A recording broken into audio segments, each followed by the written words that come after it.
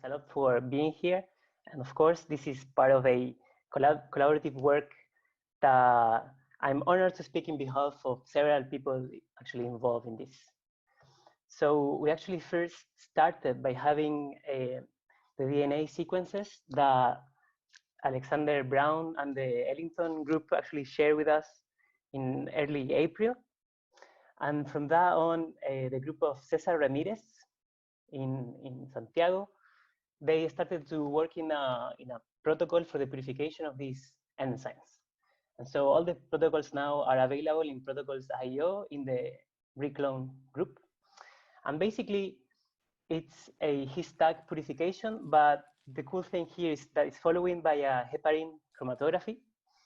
And heparin is a polymer that has a similar structure to DNA.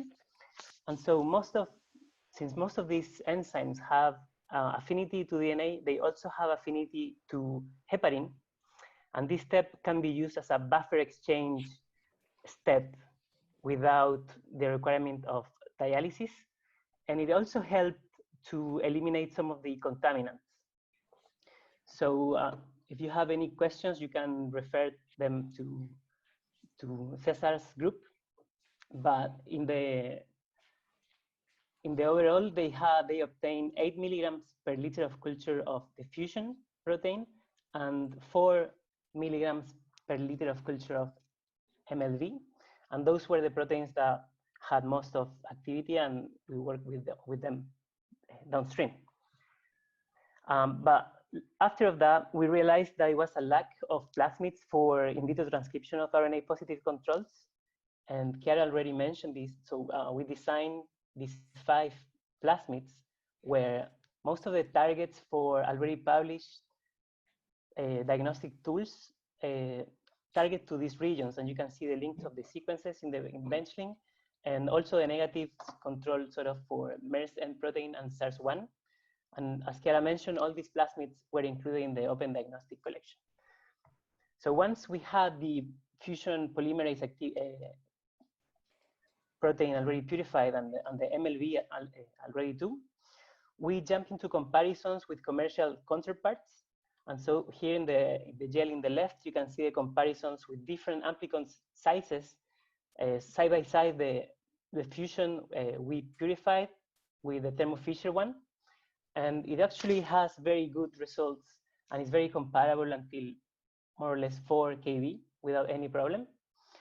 And then we also compare individually the MLV reverse transcriptase with the Promega Improm 2, which is a commercial kit for making cDNA.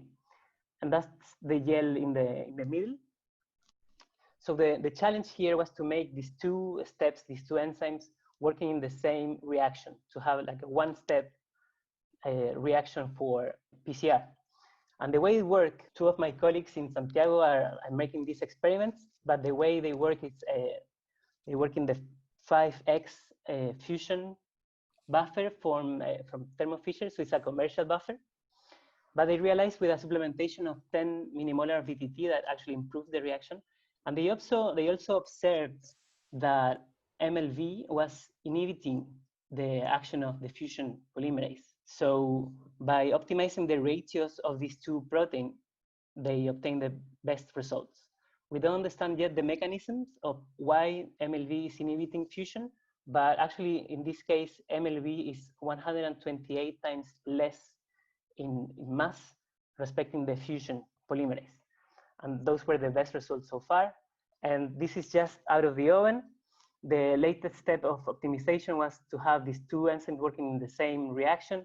So they start with a cDNA synthesis step, which is just 15 minutes at 50 degrees Celsius, and then the normal cycles of PCR. And yesterday at night, they just have these results in the real-time machine with 5 femtomolar RNA from the N gene of the SARS-CoV-2. And you can see here the 3 amplicons for N1, N2, and N3. Those are the primers that the CDC was using at the time we designed this experiment. Actually, our future work, the thing we are seeing this is, first of all, we want to optimize the way of making our own in-house buffers, since already we're using the commercial one. And we also have to optimize the limit of detection. Here we're detecting 5 femtomolar of the N gene, which is actually a lot if you want to do diagnostics. So we want to see how they perform near to the attomolar concentration that it's actually the ones needed. And then we're gonna jump into spikes with saliva samples. So that's our talk, and thanks a lot to all the participants and to all the people that was involved in this project. Thanks.